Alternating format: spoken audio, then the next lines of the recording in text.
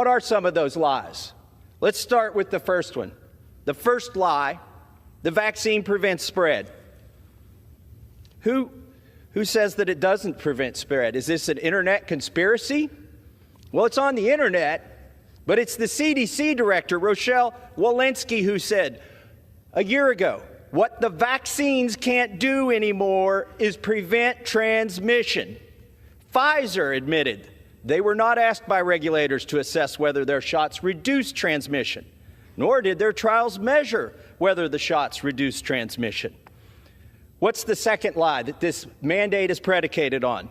The vaccines don't cause any harm, can't cause any harm. They're safe. They're completely safe. You have nothing to worry about, no side effects, no adverse reactions. Who disputes that? Is it an internet conspiracy? It's the CDC website. Yes, it's on the internet.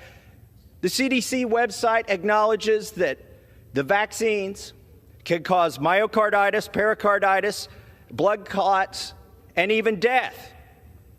CDC and FDA recently announced they had identified a preliminary vaccine safety signal for persons 65 and older for the bivalent vaccine, that it could increase their chance of stroke in the 21 days following vaccination with Pfizer's new bivalent vaccine. What's the third lie that this is predicated on, this vaccine mandate for healthcare workers? That it's scientific, that it makes sense. How does it make sense to require somebody to have 2 shots targeted at a variant of the virus that is no longer circulating?